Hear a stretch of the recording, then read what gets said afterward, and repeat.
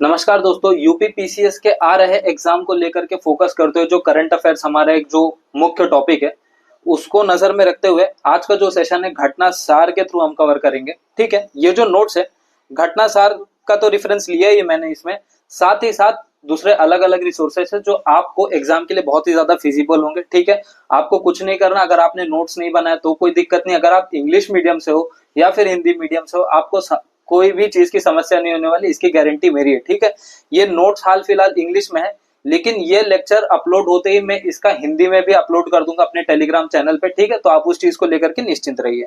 तो सबसे पहले इकोनॉमी का मैं कवर कर रहा हूं, आपको बता दूं जहां तक कि यूनियन बजट जो 2025-26 का भी लॉन्च हुआ है उसी के ऊपर बात करेंगे। तो सबसे पहले यूनियन बजट आपके कॉन्स्टिट्यूशन में मेंशन नहीं है, इतना आप जान लीजिए। आपके कॉन्स्टिट्यूशन में क्या मेंशन है? आर्टिकल 112 जो बोलता है एनुअल फाइनेंशियल स्टेटमेंट। अब एनुअल फाइनेंशियल स्टेटमेंट किस बात का? तो गवर्नमेंट एक्सपेंडिचर और साथ ही साथ उसके रिसिप्ट का। ठीक है, ये रहा रिसिप्ट और ये रहा एक्सपेंडिचर। एक फाइनेंशियल ईयर में गवर्नमेंट कितना स्पेंड कर रही है इसका एक फाइनेंशियल स्टेटमेंट रहता है। तो फिर ये चीज किस में मेंशन है? आर्टिकल 112। बजट नामक कोई चीज आपके संविधान में मेंशन नहीं है। और यूनियन बजट को रिस्पॉन्सिबिलिटी किसकी रहती है? डिपार्टमेंट ऑफ इकोनॉमिक अफेयर्स, जो कि मिनिस्ट्री ऑफ फाइनेंस के अंतर्गत आता है। ठीक है, अब इस साल का जो बजट है इसमें है इसका थीम सबका विकास। सबका विकास कैसे होगा? ये 4 ग्रोथ इंजन है और 6 प्रिंसिपल है। कौन कौन से हम आगे देखने वाले हैं, लेकिन मैं आपको और एक इंटरेस्टिंग फैक्ट बताता हूं कि जो निर्मला सीतारमण हमारी अभी फाइनेंस मिनिस्टर जो है, इन्होंने 8 बार अपना बजट रिप्रेजेंट कर चुका है, जिसमें से एक इंटरिम है। इन्होंने मोरारजी देसाई को अभी पीछे कर दिया है इन चीज में, क्योंकि उन्होंने भी बजट पहले इनका रिकॉर्ड था। अब एक बात यह आता है दिमाग में हमेशा, बजट जो है 1 फरवरी को ही क्यों रिप्रेजेंट होता है? क्या है ऐसा बात?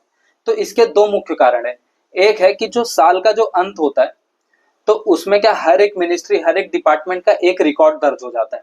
तो वो रिकॉर्ड आपको फरवरी तक अच्छा खासा मिल जाता है, मतलब फरवरी के पहले ही मिल जाता है, दिसंबर तक का। तो फिर इसलिए उस चीज को मॉनिटर करने में बहुत आसानी होती है। और दूसरा एक कारण यह है कि जो अप्रैल, जहां से 1 अप्रैल अगर मान के चलो या फिर एंड ऑफ मार्च, तब तक बजट अच्छा खासा एलोकेट हो जाता है। हर एक मिनिस्ट्री, हर एक डिपार्टमेंट की ये बजट का अगर इतना है तो फिर मिनिस्ट्री डिपार्टमेंट कितना जाना चाहिए उस चीज को लेकर के। ठीक है, अब इसमें क्या है कि 3 आर्टिकल आपको हमेशा ध्यान में रखना है। आर्टिकल 110, आर्टिकल 112 और आर्टिकल 113। आर्टिकल 110 जो है आपका बोलता है फाइनेंस बिल के बारे में। आर्टिकल 112 अभी हमने बात किया एनुअल फाइनेंशियल स्टेटमेंट। और आर्टिकल 113 है आपका डिमांड फॉर ग्रांट्स। ठीक है, ये अब आपने कुछ बजट के बारे में जान लिया। अब हम आते हैं अपने 4 ग्रोथ इंजन और 6 प्रिंसिपल के बारे में, जो इस बजट का बहुत ही ज्यादा इंपॉर्टेंट है और इन्हीं के बेसिस पे सारे स्कीम्स, सारे पॉलिसी इंप्लीमेंट होंगे। ठीक है, तो फिर ये आपको मिस नहीं करना है। तो सबसे पहले हम 4 ग्रोथ के बारे में जानते हैं। एक है आपका एग्रीकल्चर। ठीक है, बरसों से चलता आ रहा है एग्रीकल्चर की, एग्रीकल्चर फोकस करना चाहिए। इंडिया का लैंड भी ऐसा डाइवर्सिटी है इसके अंदर लैंड का कि हर एक तरीके के क्रॉप इसमें देखने मिलते हैं। दूसरा है आपका एमएसएमई, थर्ड है आपका इन्वेस्टमेंट और चौथा है आपका एक्सपोर्ट। चारों बहुत अच्छे खासे पिलर हैं अपने इंडिया के लिए और इन्हीं को 4 ग्रोथ इंजन माना गया। ठीक है, अब इसमें 6 प्रिंसिपल मतलब 6 सिद्धांत हैं। कौन से? Zero poverty, 100% good quality school education, मतलब स्कूल तक के एजुकेशन मिलने चाहिए। हाई क्वालिटी हेल्थ केयर होनी चाहिए। अफोर्डेबल सर्विस, मतलब क्वालिटी सर्विस कम से कम दाम में। 100% स्किल्ड लेबर होने चाहिए। 70% वुमेन इकोनॉमिक एक्टिविटी होनी चाहिए। जैसे कि हम सब जानते हैं कि अभी हमारा जो सोसाइटी, हमारा जो समाज है, इसमें वुमेन का क्या रहता है कि अगर एक बार किसी ने ग्रेजुएशन कर लिया, पढ़ाई कर लिया, तो उसमें फिर एम्प्लॉयमेंट में बहुत कम लोग जाते हैं। और एम्प्लॉयमेंट में गए, फिर अगर किसी का शादी हुआ तो फिर से एक रेशियो गिर जाता है कि भाई वहां पे पार्टिसिपेशन कम है। और फिर अगर कोई वुमेन फीमेल अगर प्रेग्नेंट हो जाती है तो उसके बाद ये होता है कि उसको बच्चे का ध्यान रखना है। तो इसीलिए वुमेन रेशियो बहुत गिरते जा रहा है। तो इस चीज के लिए यहाँ पे 70% की इनको प्रोत्साहन दिया जाएगा। फार्मर्स को बोला गया है food basket of the world. इसका मतलब कि फार्मर के लिए भी इसमें अच्छा खासा आएगा। तो अभी आप देखोगे इसमें चीज, zero poverty, school education good quality, high quality affordable service, skilled labour. आपको ये 4 अगर आपने ये 3 भी अगर आपने लाइन से देखा, आपके दिमाग में ये चीज आनी चाहिए, सस्टेनेबल डेवलपमेंट गोल। ठीक है, अब आपको ये कनेक्ट करना है। अभी जैसे जीरो पॉवर्टी है, नो पॉवर्टी एसडीजी 1 है, फिर क्वालिटी स्कूल एजुकेशन है, हेल्थ केयर है, ये सब क्या है? सस्टेनेबल डेवलपमेंट गोल का हिस्सा है। ठीक है, तो आपको क्या करना है कि अभी ये जितने भी इधर मेंशन है ना 6 प्रिंसिपल, आपको ये सब एसडीजी से लिंक करना है। ठीक है, टोटल 17 एसडीजी है। ठीक है, आप उसमें से लिंक करिए। अब इसमें क्या है कि ये बजट के प्रावधान में क्या आया था कि सोशल वेलफेयर जो सरचार्ज है 82 टैरिफ लाइन है, अभी टैरिफ लाइन जो 82 टैरिफ लाइन है उसमें जो सोशल वेलफेयर का जो सरचार्ज लग रहा था उसको हटा दिया गया। और साथ ही साथ इसमें क्या किया, सिंगल सेस और सरचार्ज रखा जाएगा। अभी सेस और सरचार्ज इसलिए रखा जाता है कि जैसे कि आप कोई एक काम कर रहे हो, कोई एक सपोज आप कोई मिशन बोल रहा हूँ, आप कोई इनिशिएटिव कर रहे हो, अभी उसी इनिशिएटिव के पीछे एक ऑब्जेक्टिव होगा, जैसे कि मान के चलो स्वच्छ भारत मिशन में एक चीज जाना है, अभी जैसे कि 1%, जैसे 100%, जैसे 100 का आप कुछ काम कर रहे हो तो उसमें 1% जो है स्वच्छ भारत मिशन में जाएगा, तो फिर वो क्या हो जाता है, सेस, और इसी के ऊपर लगता है आपका सरचार्ज।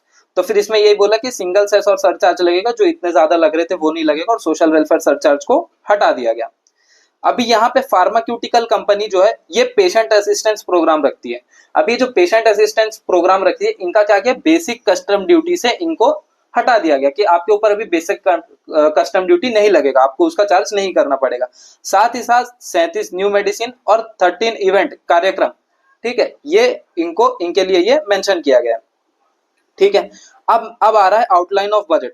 देखो, ग्रॉस टैक्स रेवेन्यू जो कि सकल कर राजस्व है, ये आपका 42.70 है इसका एक्सपेंडिचर। ठीक है, अभी ये आपको ना ये लाख करोड़ के हिसाब से 42.70 जो है ये लाख करोड़ है। नेट टैक्स रेसिपिएंट जो है मतलब निवल कर प्राप्तियां जो 28.37 करोड़ है। कैपिटल गेम आपका 18.45 है।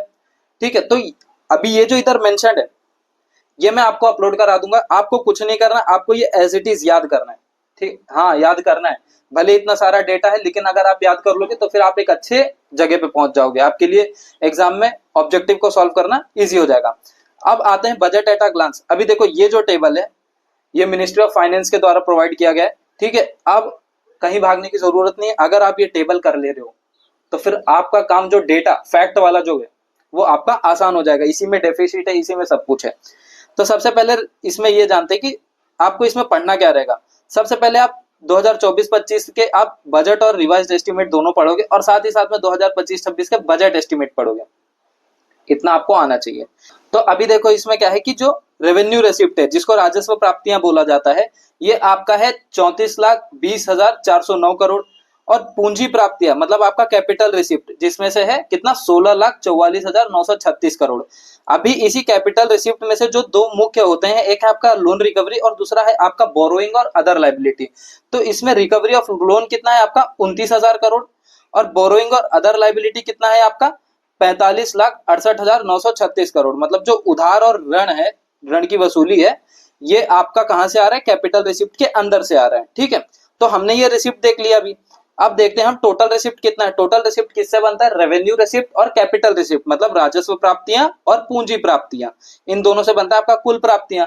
कितना है ये आपका 50,65,345। ठीक है, रिवाइज एस्टिमेट से कितना ज्यादा है, ये कुछ 3 लाख कुछ है, 3 लाख ऐसा कुछ है, 3.5 लाख के आसपास है, इतना ज्यादा है। ठीक है, अभी कुल व्यय कितना है, मतलब आपका जो टोटल एक्सपेंडिचर है कितना स्पेंट होगा, वो कितना है 50,65,335। मतलब दोनों सेम है, आपका total receipt total expenditure same है।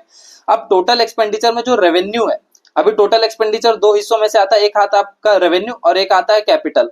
तो इसमें से रेवेन्यू कितना जा रहा है आपका 39,44,255 करोड़। ठीक है, ये राजस्व खाते पर जो एक्सपेंडिचर हो रहा है, जो व्यय हो रहा है उसके ऊपर है। अभी पूंजी खाते पर कितना व्यय हो रहा है, कैपिटल अकाउंट का देखा जाए तो 11,21,090 करोड़। ठीक है, इतना आपका व्यय हो रहा है। ठीक है, अभी इसी के हिसाब से अभी ये हो गया। अभी इफेक्टिव कैपिटल एक्सपेंडिचर किससे आता है, किससे बनता है, तो जो ग्रांट होता है एड फॉर कैपिटल एसेट और जो आपका कैपिटल अकाउंट पर जो एक्सपेंडिचर होता है, इन दोनों को मिला के बनता है। तो इफेक्टिव कैपिटल एक्सपेंडिचर आपका कितना बन रहा है 15,48,282 करोड़। ठीक है, आपको ऐसे याद रखना है। अभी इसमें से आपको देखो इंपॉर्टेंट कौन सा, मैं यही आपके सामने मार्क कर दे रहा हूँ। रेवेन्यू डेफिसिट आपको याद कर लेना है, effective revenue deficit, physical deficit, primary deficit, ये चारों डेफिसिट आपको याद करने ही करने। प्राइमरी डेफिसिट आपका किससे बनता है, जो राजकोषीय घाटा रहता है, फिजिकल डेफिसिट। और फिजिकल डेफिसिट में से जब आप इंटरेस्ट पेमेंट हटा दोगे तो आपका प्राइमरी डेफिसिट बनता है। अब ये जो डेफिसिट रहता है ये जीडीपी के परसेंटेज में काउंट होता है, मतलब ये 0.8% ऑफ जीडीपी है आपका। ठीक है, मतलब कितना हो जाएगा 2,92,598 करोड़। ठीक है, इतना होगा। अब राजकोषीय घाटा, अब ये जो है ना नंबर 9 - 1 + 5 + 6, ये आपका कुछ नहीं है, मैं बता रहा हूँ, ये आपका फॉर्मूला, ये जो नंबर दिया है इसी में से। अभी जैसे मैं आपको बता दे रहा हूँ, फिजिकल डेफिसिट की जैसे बात करूँ तो 9 मतलब जैसे कि आपका कुल व्यय है, टोटल एक्सपेंडिचर में से 1 + 5 + 6 ये आपको ऐड ऑन करना है। क्या है? रेवेन्यू रेसिप्ट है, रिकवरी ऑफ लोन है और अदर रेसिप्ट है। ये जब आप ये तीन को एक साथ प्लस करोगे और इसको एक्सपेंडिचर में से माइनस करोगे तो वहीं पे आता है आपका फिजिकल डेफिसिट। ठीक है, कितना है? 4.4% ऑफ जीडीपी। ये बहुत इंपॉर्टेंट है, खासकर ये दोनों बहुत इंपॉर्टेंट रहता है कि एक फिजिकल डेफिसिट और एक प्राइमरी डेफिसिट, तो आपको याद ही रखना है। ठीक है, और साथ ही साथ डिस इन्वेस्टमेंट का जो टारगेट है इस बार का वो है 47,000 करोड़। ठीक है, तो ये टेबल आपको अच्छे से याद कर लेना है। ठीक है, इसमें मैं और मार्किंग करके दे दूंगा तो फिर आपको चिंता की कोई बात नहीं है, अपलोड हो जाएगा ये। ठीक है, अब रुपया आ कहां से रहा है और रुपया जा कितना रहा है, ठीक है, ये देखेंगे हम लोग असेंडिंग डिसेंडिंग ऑर्डर में आपके लिए, इधर मैंने अरेंज किया। ठीक है, तो सबसे पहले बोरोइंग एंड अदर लाइबिलिटी से जो कि 24 पैसा आ रहा है। ठीक है, उसके बाद में आपका इनकम टैक्स 22 पैसा ला रहा है। उसके बाद में आपका जीएसटी प्लस अदर्स टैक्स जो है वो है 18 पैसे यहां से आ रहे हैं। मतलब ये एक तरीके का अंदाजा होता है कि कितना रेशियो, कितना परसेंट इसमें से जा रहा है। उसके बाद में नॉन टैक्स रिसिप्ट आपका आ रहा है 9। फिर सेंट्रल एक्साइज ड्यूटी जो है, ये यूनियन एक्साइज, ये है आपका 5 पैसा जा रहा है। कस्टम ड्यूटी आपका जा रहा है इधर। फिर नॉन डेप्ट कैपिटल रिसिप्ट। ठीक है, तो ये आपको इतना याद रखना है कि रुपीस आता कहां से, आपको इसको असेंडिंग डिसेंडिंग ऑर्डर में ही याद रखना है। उसी तरीके से ये पूछा जाएगा और उसी हिसाब से अगर हम रुपी कम्स मतलब रुपया आ कहां से रहा है तो फिर सबसे पहले कि स्टेट शेयर, स्टेट जो शेयर करते हैं उसके इसमें से आ रहा है। फिर इंटरेस्ट पेमेंट पे आ जा रहा है, इंटरेस्ट पेमेंट पे देखो 20 पैसा आ जा रहा है। सेंट्रल सेक्टर स्कीम जो है उस पे 16 पैसे बन के आ रहे हैं आपके। फिर डिफेंस सेक्टर से जो है 8 पैसे आ रहा है। फाइनेंस कमीशन पे आपका 8 पैसा आ जा रहा है। सेंट्रली स्पॉन्सर्ड स्कीम्स जो है उसमें से 8 पैसा बन के आ रहा है। और जो मेजर सब्सिडीज है जैसे कि 6 पैसा ये लाके दे रहा है। पेंशन से आपके जो पेंशन में से आपके 4 पैसे बन के आ रहे हैं। अदर एक्सपेंसेस मतलब कि इसमें मिसेलिनियस बहुत सारी चीजें आती हैं, टुकड़ों में रहती है सब चीजें, इसके लिए इसका 8 पैसा होकर के भी इसको बाद में ध्यान में रखा गया है। ठीक है, अब जो मेजर आइटम के बारे में बात की कि किसमें ज्यादा एक्सपेंडिचर होता है, तो फिर ये देखो डिफेंस है ये 4,54,773 करोड़ रुपए इसमें जा रहे हैं। रूरल डेवलपमेंट में इसके बाद जा रहा है। फिर agriculture allied activity, home affair, education, IT telecom, health, energy, social welfare, commerce industry. अभी ये जो टेबल है, आप अगर इसमें क्या करना है कि स्टार्टिंग के 2-3 के आप याद रखोगे, ये पैसे ज्यादा नहीं, स्टार्टिंग के 2-3 के आप याद रखो। बाकी आपको क्या करना है, इसका एक स्ट्रेटा याद करना है। स्ट्रेटा मतलब क्या होता है, ये जो एग्जैक्ट फिगर दिया है कि बढ़ते से घटते क्रम में या फिर घटते से बढ़ते क्रम में, दो में से आप एक भी करोगे तो आपका सॉल्यूशन यहाँ पे निकल आएगा। ठीक है, आप बढ़ते हैं अपने ये जो 4 ग्रोथ इंजन है उसके ऊपर बात करेंगे। ठीक है, अभी जो 4 ग्रोथ इंजन था इसमें है सबसे पहले कि एग्रीकल्चर। अभी एग्रीकल्चर में देखो क्या है कि पीएम धन धान्य कृषि योजना। अब कृषि योजना आपका एस्पिरेशनल डिस्ट्रिक्ट प्रोग्राम, ये एक प्रोग्राम था जो सरकार ने बहुत पहले निकाला था, तो उससे ये इंस्पायर हुआ है। ये किसको कवर करेगा? 100 डिस्ट्रिक्ट को कवर करेगा। ठीक है, ये किसको? 100 डिस्ट्रिक्ट को कवर करेगा, जिसके अंदर एक तो प्रोडक्टिविटी लो रहेगी, क्रॉप इंटेंसिटी जो मॉडरेट स्तर की है, और इसका जो पैरामीटर रहता है ये अच्छे स्तर का नहीं रहेगा, उसके रहेगा। और इसमें कितना 1.7 करोड़ फार्मर जो है इसमें टारगेट होंगे। ठीक है, तो ये आपका धन धान्य कृषि योजना हो गया।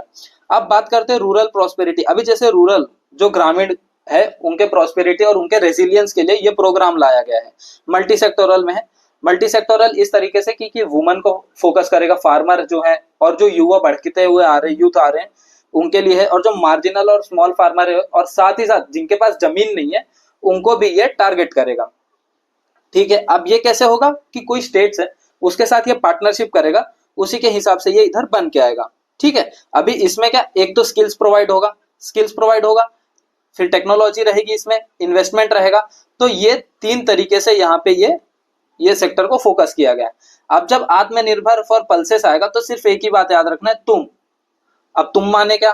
तुम माने तुअर, उड़द और मसूर, ये 3 तरीके की दाल है जिसको इधर आत्मनिर्भर फॉर पल्सेस लाया गया है। ठीक है, अब इसका टेन्योर कितना है, मतलब कितने वर्ष के लिए ये लागू हुआ है, तो 6 साल के लिए लागू हुआ है।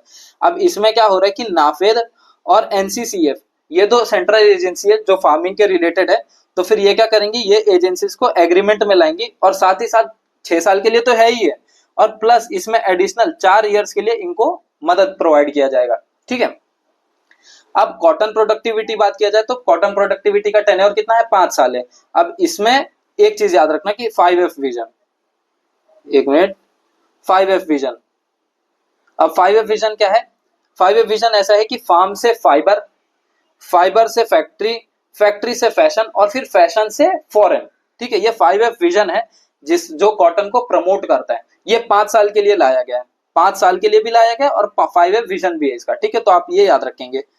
सस्टेनेबल हार्नेसिंग इन फिशरीज, अभी मतलब जो मछुआरे हैं उन लोग के लिए क्या है, एक तो इसमें ना एक कंसेप्ट आता है exclusive economic zone. Exclusive economic zone में क्या रहता है, एक बेसलाइन है, उससे अगर 200 नॉटिकल माइल्स जो दूर रहता है उसको हम एक्सक्लूसिव इकोनॉमिक जोन बोलते हैं। ठीक है, ये मरीन सेक्टर के लिए है। अभी इसके लिए क्या है कि देखो, इंडिया ना सेकंड लार्जेस्ट, इंडिया जो ग्लोबल में सेकंड लार्जेस्ट स्तर पे आता है एक्वाकल्चर के लिए और फिश को प्रोडक्शन के लिए। ठीक है, अभी जो सी फूड एक्सपोर्ट होता है, सी फूड एक्सपोर्ट आपका कितना, 60,000 करोड़, 60,000 करोड़ आपका रेवेन्यू जनरेट करता है सी फूड एक्सपोर्ट के वजह से। ठीक है, अभी इसके स्टेट्स देखे जाए तो आंध्र प्रदेश है, वेस्ट बंगाल है, ऐसे बहुत सारे स्टेट्स हैं, उसके बारे में बाद में चर्चा करेंगे। ठीक है, तो इसको यहाँ पे बोले कि इसको सराहना किया जाएगा। फिर अभी कैसे वेजिटेबल और फ्रूट्स जो है, वेजिटेबल फ्रूट क्या है, मतलब पार्टनरशिप करेंगे इसमें भी स्टेट्स के साथ, इसमें भी स्टेट्स के साथ पार्टनरशिप होगा और साथ में इसको बढ़ावा दिया जाएगा। जो भी फार्मर्स हैं उनके सप्लाई के लिए, प्रोसेस के लिए, और वो पेस्ट से रेजिस्टेंट रहे, ये सब चीज के लिए। अभी मखाना बोर्ड एक कंसेप्ट आता है। मखाना बोर्ड में आपको ये याद रखना है, मिथिला, मिथिला को जीआई टैग मिला था, जीआई टैग मिला था मिथिला को, कौन से वर्ष में, 2022 वर्ष में। ठीक है, आपको ये याद रखना है। अभी मखाना बोर्ड बन रहा है आपका, बिहार में ही बन रहा है। ठीक है, तो फिर ये क्या, फूड प्रोसेसिंग ऑर्गेनाइजेशन के लिए ये अच्छा रहेगा। और एक चीज इसमें ये मान लो कि जैसे कि कोई वैल्यू एडिशन हो गया, मार्केटिंग हो गया, तो फिर इसके लिए मखाना बोर्ड यहाँ पे डेवलप हो रहा है।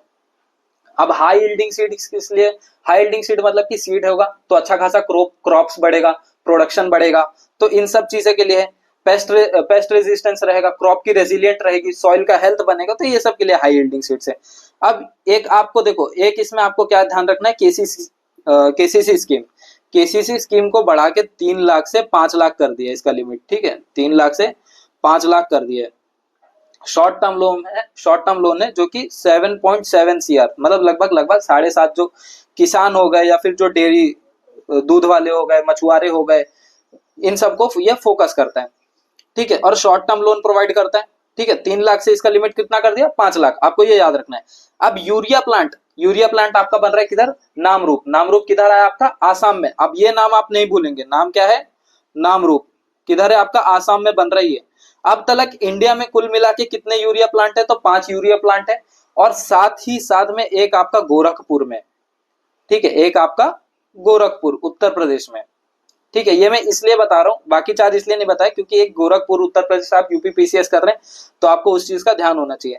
अब बाकी इंडियन पोस्ट पेमेंट बैंक जो है, ये रूरल इकोनॉमी को बूस्ट करने के लिए, अभी जैसे कि जो लॉजिस्टिक ऑर्गेनाइजेशन जैसे कि विश्वकर्मा हो गया, जो एंटरप्रेन्योर नए नए उठ के आ रहे हैं, एंटरप्रेन्योर मतलब जो स्टार्टअप डालते हैं, वो हो गए, तो ये क्या करता है, अभी वुमेन हो गए, सेल्फ हेल्प ग्रुप हो गए, तो ये क्या करता है, सबको जोड़ता है, सारे पब्लिक को जोड़ेगा एक जगह। तो फिर इसके लिए ये क्या करेगा, रूरल इकोनॉमी बूस्ट कर रहा है। और बाकी एनसीडीसी सपोर्ट है, एनसीडीसी सपोर्ट क्या करेगा, एनसीडीसी सपोर्ट कोऑपरेटिव सेक्टर, जो भी कोऑपरेटिव सेक्टर्स रहेंगे उनको ये बूस्ट करेगा। ठीक है, तो ये हो गया आपका एग्रीकल्चर। अब बात करते हैं एमएसएमई के बारे में। एमएसएमई मतलब माइक्रो स्मॉल मीडियम एंटरप्राइज। अभी देखो, पहले क्लासिफिकेशन क्राइटेरिया कुछ और था और अभी क्लासिफिकेशन क्राइटेरिया कुछ और है, मतलब ये कहीं ना कहीं बदला है, 2 गुना और 2.5 गुना ये बदला है। ठीक है, 2.5 गुना आपका बढ़ता है इधर इन्वेस्टमेंट में, और टर्नओवर में आपका बढ़ा है 2 गुना, ऐसे आप याद रखोगे। तो सबसे पहले मैं क्लासिफिकेशन बता देता हूँ कि आप कितना इन्वेस्ट कर रहे हो, कितना टर्नओवर आ रहा है, तो आप कौन सी कैटेगरी में आ रहे हो। अगर आप माइक्रो में हो तो अभी करंट क्या चल रहा है, देखो 1 चल रहा है और इस 1 करोड़ और टर्नओवर 5 करोड़ आ रहा था, तो फिर आप यहाँ पे माइक्रो एंटरप्राइजेस हो रहे थे। लेकिन अभी इसको रिवाइज किया गया, मतलब इसमें बदलाव लाया गया। तो अभी कितना है इन्वेस्टमेंट, अगर आप 2.5 कर रहे हो और इसका टर्नओवर 10 आ रहा है, तो फिर आप माइक्रो आओगे। वही अगर स्मॉल में देखा जाए तो स्मॉल में अभी हाल फिलहाल क्या चल रहा है, आप 10 करोड़ इन्वेस्टमेंट करके 50 करोड़ टर्नओवर ला रहे हो, तो ये अभी की स्टेटस है। रिवाइज स्टेटस मतलब जो बदलाव लाया गया उसके अकॉर्डिंग क्या है कि आप 25 करोड़ इन्वेस्ट करके 100 करोड़ ला रहे हो, 25 करोड़ इन्वेस्ट करके 100 करोड़ ला रहे हो, तो फिर आप इधर स्मॉल हो। स्मॉल एंटरप्राइजेस में है। और मीडियम एंटरप्राइजेस के लिए क्या है कि आप अभी करंट का 50 करोड़ इन्वेस्ट करके 250 करोड़ अगर आप टर्नओवर दे रहे हो तो फिर ये आपका मीडियम है। वहीं पे अगर रिवाइज की बात करूं मैं, तो रिवाइज में 125 करोड़ डाल के अगर आप 500 करोड़ जनरेट कर रहे हो तो फिर आप मीडियम एंटरप्राइजेस में आओगे। ठीक है, अभी यही क्रेडिट गारंटी कवर की बात क्या है, देखो क्रेडिट गारंटी कवर मतलब ऐसा है कि एनहांस किया गया है कि आप क्रेडिट दोगे जो गारंटी कवर करती है। तो एमएससी जो है, एमएससी माइक्रो स्मॉल एंटरप्राइज, उसमें क्या है कि 5 करोड़ अभी करंट चल रहा है, लेकिन रिवाइज किया तो इधर आप गारंटी भी अच्छी खासी बढ़ा रहे हो ना, मतलब 5 था तो इसको 10 कर दिया, मतलब ये भी आपका 2 गुना बढ़ा है। ऊपर हमने 2 गुना 2.5 गुना का देखा, ये भी आपका 2 गुना बढ़ा है। स्टार्टअप वालों को क्या है, जो 10 करोड़ अभी चल रहा है उनको रिवाइज में कितना मिलेगा, 20 करोड़। और जो एक्सपोर्टर एमएसएमई है उनको टर्म लोन मिल रहा है 20 करोड़ तक का। इतना क्लियर हुआ? ठीक है, अभी क्रेडिट कार्ड जो है माइक्रो एंटरप्राइजेस के लिए देखा जाए तो फिर जो माइक्रो, इनको ना उद्यम पोर्टल, देखो उद्यम पोर्टल एक चीज है, ये पोर्टल है जहां पे इनको रजिस्टर करना पड़ेगा। रजिस्टर करने के बाद एक साल में लगभग 10 क्रेडिट कार्ड इधर इशू होंगे। ठीक है, ये इसका लिमिट कितना रहेगा, 5 लाख, इसका लिमिट 5 लाख रहेगा। तो फिर ये आपका क्रेडिट कार्ड माइक्रो एंटरप्राइजेस, इसका लिमिट कितना है, 5 लाख। उद्यम पोर्टल पे आपको रजिस्टर करना पड़ेगा। ठीक है, और एक साल में कितना, 10 लाख का टारगेट है कि 10 लाख का क्रेडिट कार्ड इशू करने। अभी fund of funds for startup के बारे में देखो। Fund of funds for startup का क्या है कि इसमें 10,000 करोड़ का स्टार्टअप, मतलब 10,000 करोड़ की सहायता दी जाएगी इसमें। ठीक है, किसके लिए, जो स्टार्टअप के लिए, उसको फंड प्रोवाइड करने के लिए। अभी जो फर्स्ट टाइम एंटरप्रेन्योर्स है, इसमें क्या है कि 5 लाख, जो पहले 5 लाख एंटरप्रेन्योर है उनको सहायता मिलेगी, और अगले 5 साल तक में 2 करोड़ तक की सहायता यहाँ पे दी जाएगी। और इसमें कौन है, एक तो वुमेन है आपका, दूसरा एससी है, और तीसरा एसटी, तीनों का इंक्लूजन मिला के है इसमें। ठीक है, मतलब इनके लिए कुछ अलग से प्रावधान नहीं है अभी। और अब बात करते हैं लेबर इंटेंसिव के बारे में। तो फुटवेयर और लेदर सेक्टर जो है, जो मतलब पैर में पहनते हैं और फिर जो चमड़े के, उनको प्रमोट कर रहे हैं यहाँ पे। ठीक है, जो 22 लाख पर्सन है, अभी ये लेदर वाले में क्या है कि 22 लाख पर्सन को टारगेट किया जाएगा। और यहाँ पे इनका टर्नओवर कितना रहेगा, 4 लाख करोड़, 4 लाख करोड़ का इनका यहाँ पे टर्नओवर रहेगा कि आप इतना कमाएंगे। ठीक है, और एक्सपोर्ट लगभग कितना होना चाहिए, एक्सपोर्ट मान लो 1 लाख करोड़ तक का होना चाहिए आपका, 1 लाख करोड़ तक का आपका एक्सपोर्ट होना चाहिए। वहीं पे नेशनल एक्शन प्लान जो टॉयज है, अभी नेशनल एक्शन प्लान जो टॉयज है, इसका है कि मतलब आप मेड इन इंडिया ब्रांड बनाओ, मेड इन इंडिया ब्रांड। अब मेड इन इंडिया ब्रांड रहेगा तो फिर इंडिया का नाम होगा इसमें। ठीक है, तो इन्वेस्टमेंट यहाँ पे अच्छा होगा। तो ये है। और तीसरा है आपका एनआईएफटी, जो फूड प्रोसेसिंग है, ये आपका कहाँ पे बन रहा है, बिहार में बन रहा है। इससे क्या होगा, फार्मर का जो इनकम है, इनकम में बूस्ट होएगा। ठीक है, अब मैन्युफैक्चरिंग मिशन की बात की जाए तो जो नेशनल मैन्युफैक्चरिंग मिशन है, ये ईज ऑफ डूइंग बिजनेस है। ठीक है, और इसमें जो इन डिमांड जॉब्स है, इन डिमांड जॉब्स को यहाँ पे ध्यान रखा गया है। ठीक है, ये हो गया आपका। अब अपना जो तीसरा स्तंभ है इन्वेस्टमेंट, ये थोड़ा लेंदी है, लेकिन आपको ध्यान से करना है कि इन्वेस्टमेंट इसके ऊपर हो जाए अच्छे से। ठीक है, सबसे पहले तो सक्षम आंगनवाड़ी के बारे में बात किया जाए। 8 करोड़ बच्चे हैं इसमें, और जो ऐसी माएँ हैं जो अभी भी अपने बच्चों को स्तनपान करा रही हैं। ठीक है, 1 करोड़ उनके लिए। और ये नॉर्थ ईस्ट को लेकर के भी फोकस्ड है, और जो एस्पिरेशनल डिस्ट्रिक्ट है उनको भी लेकर के ये फोकस है। ठीक है, तो ये उनके लिए है। और दूसरा है अटल टिंकरिंग लैब, ये क्या कर रहा है कि 50,000 लैब ला रहे हैं, जिसमें एआई रहेगा, रोबोटिक्स रहेगा, आईओटी मतलब इंफॉर्मेशन ऑफ थिंग्स रहेंगे, ये सब चीज के लिए। ब्रॉडबैंड कनेक्टिविटी, जिससे कनेक्शन बहुत अच्छा रहे, आप एक जगह से दूसरी जगह एकदम सीमलेस एक्सपीरियंस ले सकते हैं, उसके लिए है। फिर कैपेसिटी एक्सपेंशन इन आईआईटी, अब इसमें कैसा है कि 5 आईआईटी को फोकस किया जाएगा, उसके इंफ्रास्ट्रक्चर को बूस्ट किया जाएगा। ठीक है, और दूसरा है भारतीय भाषा पुस्तक स्कीम, इसमें क्या है, इसमें डिजिटल नॉलेज दिया जाएगा। इंडिया के जो भी ट्रेडिशन है या फिर इंडिया के जो भी बुक्स हैं, उनके लिए यहाँ पे ये है, मतलब इस चीज को डेवलप करना है। अभी जो national centre of excellence for skills और एआई है, इसमें यह है कि सेंटर ऑफ एक्सीलेंस मतलब आप made for India, made for world, ये आपका इसमें इसका जो है, इसका एक मोटो है, मतलब made for India, made for world. इसके लिए एक्सपांशन ऑफ मेडिकल एजुकेशन, अब देखो ये एक्सपांशन ऑफ जो मेडिकल एजुकेशन है, ये बहुत अच्छा है कि इसमें 75,000 सीट आपके नेक्स्ट 5 इयर्स में होंगे। और अभी तो 10,000 सीट्स पे फोकस्ड है कि रिसेंटली हाल फिलहाल में बन जाए। ठीक है। अब डे केयर सेंटर क्या है इसमें, इन ऑल डिस्ट्रिक्ट हॉस्पिटल, मतलब कि इसका है कि ये नेक्स्ट 3 साल में हर एक डिस्ट्रिक्ट में ऐसा हॉस्पिटल हो जो अच्छा खासा केयर कर सके, ठीक है। और इसमें क्या है कि 200 इसको सेंटर बनाने हैं 2025-26 में, ठीक है। तो आपको ये सब याद रखना है, देखो ये सब आपको याद रखना है, ये सब स्टेटमेंट बेस्ड क्वेश्चन आएंगे। फिर स्ट्रेंथनिंग अर्बन लाइवलीहुड, तो इसमें क्या है कि जो अर्बन जहां पे भी लोग रह रहे हैं तो फिर उनका एक्सपीरियंस अच्छा करने के लिए, ये इसमें ज्यादा कुछ है नहीं। अब पीएम स्वनिधि क्या है, ये स्ट्रीट वेंडर्स जो भी हैं उनके लिए है कि इसमें क्या है, एनहांस कर दिया है, जो भी बैंक जो लोन प्रोवाइड करता है इसको एनहांस किया गया है। तो इसमें क्या है कि जन आरोग्य सॉरी एक मिनट, हाँ पीएम इसमें कितना क्रेडिट कार्ड लिमिट कितना है, 30,000 इसका क्रेडिट कार्ड लिमिट है। तो ये आपको स्वनिधि में ये एनहांस किया और यूपीआई लिंक्ड है। सबसे अच्छी बात यह है कि यूपीआई लिंक्ड है, इंडिया का नाम हो रहा है यूपीआई में, ठीक है। तो आपको ये चीज याद रखना है। अब सोशल सिक्योरिटी स्कीम ये है गिग वर्कर्स के लिए, जो भी 1 करोड़ गिग वर्कर, मतलब कि जैसे अभी जोमेटो वाले हो गए, स्विगी वाले हो गए, तो जो डिलीवरी बॉयज, तो फिर ये सब क्या है, गिग वर्कर्स है। तो फिर इन सबको अपलिफ्ट करने के लिए, और किसे कैसे होंगे, पीएम जन आरोग्य योजना, पीएम जन आरोग्य योजना के थ्रू ये होंगे, इसके अंतर्गत होंगे, ठीक है। ये आपका इन्वेस्टिंग इन पीपल हो गया, अभी खत्म नहीं हुआ इन्वेस्टिंग इन इकोनॉमी, ये आपका अच्छा खासा कवर करता है इन्वेस्टिंग इन इकोनॉमी। तो फिर अभी पीपीपी मतलब पब्लिक प्राइवेट पार्टनरशिप जो है इंफ्रास्ट्रक्चर में, ये पाइपलाइन मोड पे होगा, हर एक स्टेट इसमें सपोर्ट करेगी, ठीक है। इसमें डेवलपमेंट फंड रहेगा, कहाँ से, IIPDF के वजह से यहाँ से इसका रहेगा, जिसमें हर एक मिनिस्ट्री अपना अपना सपोर्ट करेगी। अब दूसरा है support to states for infrastructure. अभी support to states for infrastructure मतलब कि 1.5 करोड़ का इसमें ये प्रपोज किया है, कितना, 50, और ये कैसा है, 50 ईयर इंटरेस्ट फ्री लोन है, मतलब आपको बिना ब्याज के इसमें ये इधर लोन मिलेगा, ठीक है। एसेट टू मोनेटाइजेशन देखा जाए तो 10 लाख करोड़ तक का प्रोजेक्ट है, 10 लाख करोड़ तक का प्रोजेक्ट है, और जो कि 2025 से 30 तक आएगा, ठीक है। अभी जल जीवन मिशन का बात किया जाए तो इसका एक अचीवमेंट है कि 80% जो है रूरल पॉपुलेशन को फुलफिल कर चुका है, ठीक है। 2019 से लेकर के अब तक मान के चले तो 15 करोड़ तक के जनता को ये खुश कर चुका है। अब अर्बन सेक्टर रिफॉर्म को देखा जाए तो इसमें अर्बन चैलेंज फंड है।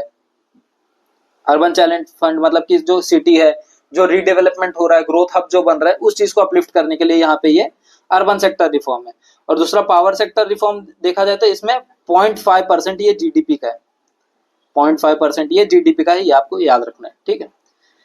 अब यहाँ पे आया है न्यूक्लियर एनर्जी मिशन फॉर 2047, जो कि बहुत इंपॉर्टेंट है। अभी देखो इसमें क्या होगा, एटॉमिक एनर्जी एक्ट जो है उसमें आपके अमेंडमेंट होगा और एटलीस्ट जो है 100 गीगावाट तक का जो न्यूक्लियर एनर्जी है वो 2047 तक इसमें इसको डेवलप करना है, ठीक है। अब न्यूक्लियर एनर्जी मिशन जो है ये स्मॉल मॉड्यूलर रिएक्टर है, स्मॉल मॉड्यूल मतलब इसके डेवलपमेंट, स्मॉल मॉड्यूलर रिएक्टर का भी डेवलपमेंट यहाँ पे होगा।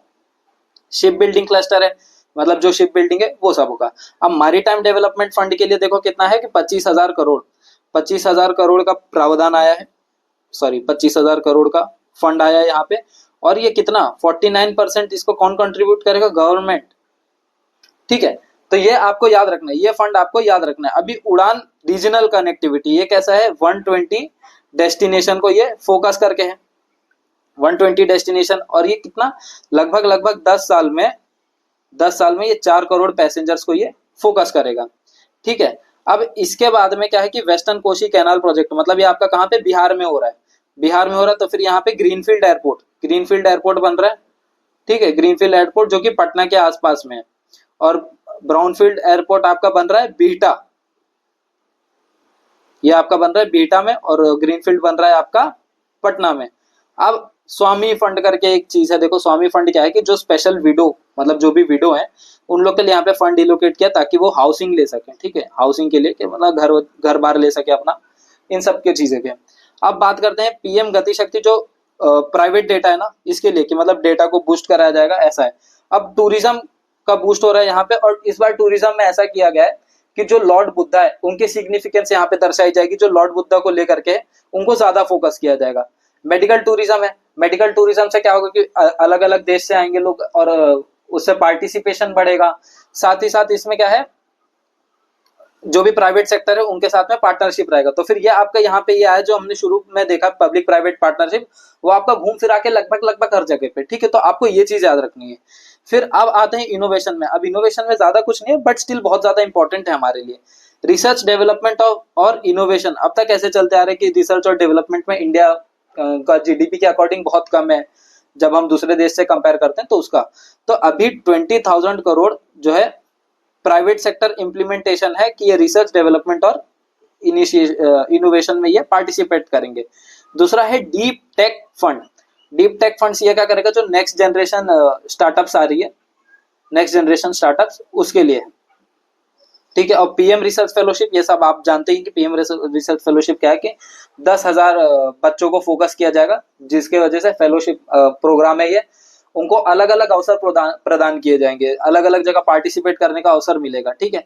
अब जीन बैंक बनाया जा रहा है जर्मप्लाज्म का। इसका एक जर्मप्लाज्म तो ऑलरेडी है जो कि 1990s में बना है, और एक जर्मप्लाज्म अभी फिर से बनाने की तैयारी चल रही है, ठीक है, ताकि ये फ्यूचर में जो न्यूट्रिशनल सिक्योरिटी है उसको ये फोकस कर सके।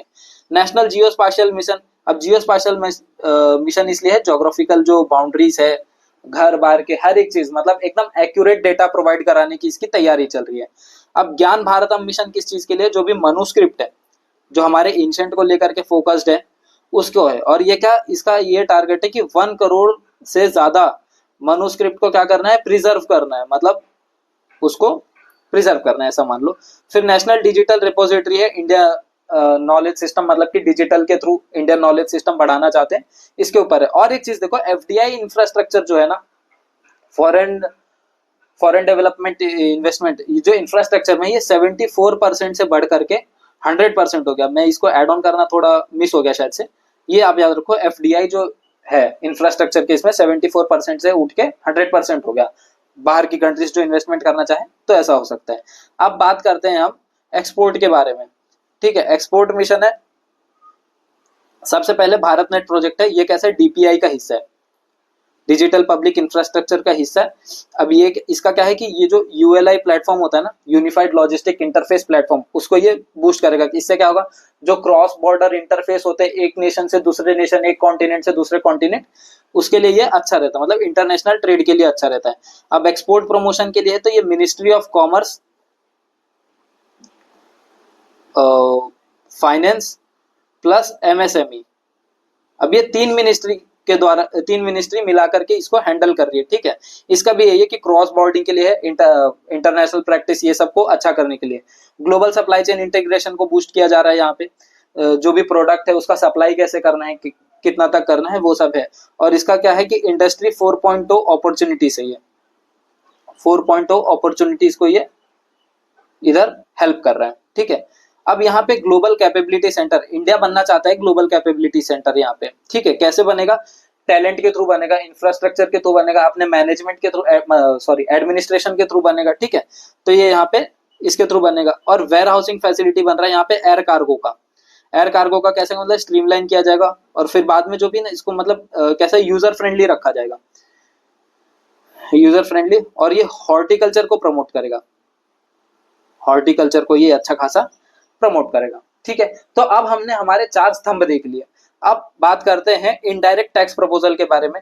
जो 82 टैरिफ लाइन है वो मैंने अभी बताया था कि इसके ऊपर सोशल वेलफेयर सरचार्ज हट गया, और इसका ये प्रावधान आया है कि एक सेस और सरचार्ज से ज्यादा यहाँ पे नहीं लगेगा, ठीक है। अब basic custom duty, cobalt powder, lithium ion battery waste, देखो ये वेस्ट लिखा है, ठीक है, वेस्ट है ये, लिथियम आयन बैटरी वेस्ट। फिर जिंक, लीड और जो अदर 12 क्रिटिकल मिनरल्स है, ठीक है, जो क्रिटिकल मिनरल्स है जो कम पाए जाते हैं, ठीक है, उसको ये इधर पे बीसीडी से, मतलब बेसिक कस्टम ड्यूटी से इसको हटा दिया गया कि इसके ऊपर ये ड्यूटी नहीं लगेगी। और यहाँ पे 36 लाइफ सेविंग ड्रग्स है और मेडिसिन है जो बेसिक कस्टम ड्यूटी से एकदम एग्जेम्प्ट है, मतलब उनको मुक्त कर दिया गया, उनको कोई ड्यूटी यहाँ पे नहीं लगानी है, जीरो, ठीक है। लेकिन वहीं पे जो 6 लाइफ सेविंग ड्रग्स है, मतलब कुछ है, उनके ऊपर एक कस्टम ड्यूटी लगा है 5% का, कंसेशनल, ठीक है। अब यहाँ पे बीसीडी निटेड फैब्रिक्स, मतलब जो आप हाथ से बुन के कपड़ा बना रहे हैं उसके ऊपर बीसीडी यहाँ पे अप्लाई किया गया, सॉरी हाँ, उनके यहाँ पर बीसीडी अप्लाई किया गया, कितना, 10% से 20%। जो पहले 10% लग रहा था उसको अब बढ़ा के कर दिया गया है 20%। या तो ये लगेगा या तो 115 रुपया पर केजी कपड़ा लगेगा, ठीक है। अब इसमें से जो ज्यादा रहेगा, अगर 115 पर केजी पे ज्यादा ड्यूटी आ रहा है, ज्यादा टैक्स आ रहा है, तो फिर इसको अप्लाई किया जाएगा, और अगर 20% पे ज्यादा आ रहा है तो 20% पे अप्लाई किया जाएगा, ठीक है। अब इंटरएक्टिव पैनल डिस्प्ले, मतलब जैसे टीवी जो फ्लैट डिस्प्ले होते हैं, इन सब पे क्या होगा, इन सब पे भी बेसिक कस्टम ड्यूटी बढ़ा दिया गया है।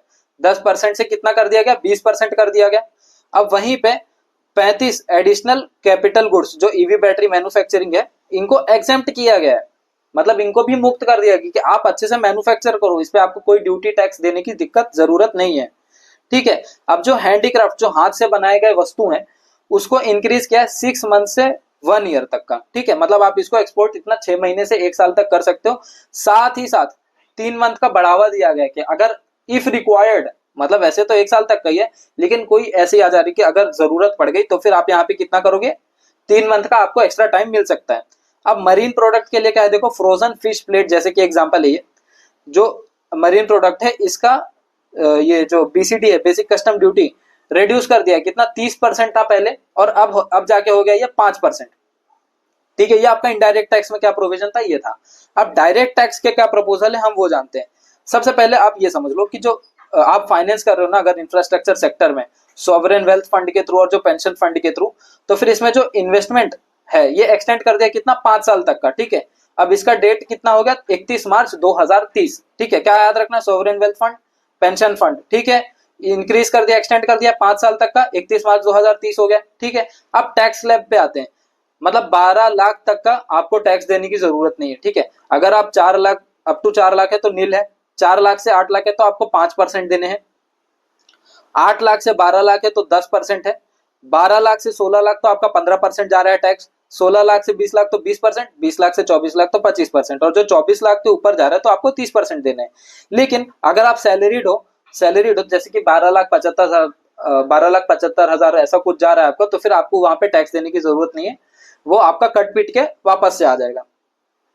ठीक है, 75,000 स्टैंडर्ड डिडक्शन है यहाँ पे, मतलब up to no tax up to 12 lakh salary income, ये आपको ध्यान रखना है। ठीक है, अभी बजट प्रोविजन आया है रेलवे के लिए, देखो 4,60,000 करोड़ जो है बजट प्रोविजन आया है रेलवे के लिए। ठीक है, इसमें क्या है, 200 न्यू क्लोज भारत टर्मिनस आएंगे, 200, 100 अमृत भारत टर्मिनस आ रहे हैं, 50 नमो भारत रैपिड रेल आ रहा है, और 17,500 जो है कोचेस आ रहे हैं, मतलब जो डब्बे बनते हैं आपके उसको कोचेस बोला जाता है, एसी कोचेस बनने जा रहे हैं। ठीक है, और इंडिया रेलवे क्या है, सेकंड लार्जेस्ट फ्लीट कॉरिडोर बनेगा, मतलब 1.6 बिलियन टन रहेगा इसके अंदर कार्गो। ठीक है, अभी यहाँ पे एम क्या है इसका कि 7,000 किलोमीटर, जो हाई स्पीड रेल होती है, हाई स्पीड जैसे वंदे भारत हो गया, वैसे इसको 7,000 किलोमीटर हाई स्पीड रेल बनानी है। और नेटवर्क कैसा है इसका कि जो स्पीड है ना सपोर्ट का, वो 250 किलोमीटर प्रति घंटा होनी चाहिए 2047 तक, ये इसका लक्ष्य है। अभी इलेक्ट्रिफिकेशन के लिए है कि इंडिया रेलवे 2025-26 तक अपना कंप्लीट इलेक्ट्रिफिकेशन, मतलब आने वाले 1 साल में ही कंप्लीट इलेक्ट्रिफिकेशन कर देगा। ठीक है, तो ये हो गया हमारा आज का यूनियन बजट। थोड़ा लेक्चर लेंदी सा हो गया, लेकिन कोई दिक्कत नहीं है। अगले लेक्चर में आपका इकोनॉमिक सर्वे, जो आर्थिक सर्वेक्षण होगा, मैं उसको कवर करूंगा, और कोशिश करूंगा कि अगले एक लेक्चर में हमारा इकोनॉमी हो जाए दोस्तों। ठीक है, अगर आपको ये वीडियो अच्छा लगा तो इसको लाइक करो, शेयर करो, और जो भी हिंदी माध्यम के छात्र हैं, आपको चिंता लेने की कोई आवश्यकता नहीं है, मैं ये पीडीएफ आपको हिंदी में खुद लिख के प्रोवाइड करा दूंगा। ठीक है, उसकी कोई दिक्कत नहीं है। ठीक है, और इसका एक क्विक रिवीजन सीरीज भी लिया जाएगा। ठीक है, अगर आपको लेक्चर अच्छा लगा हो, हमारे चैनल को सब्सक्राइब करो, इस वीडियो को लाइक करो, अपने दोस्तों के बीच में शेयर करो, क्योंकि ज्ञान बांटने से तो बढ़ता है। ठीक है, तो आज के लिए इतना ही मित्रों, मिलेंगे अपने नए लेक्चर में। ठीक है, जय हिंद।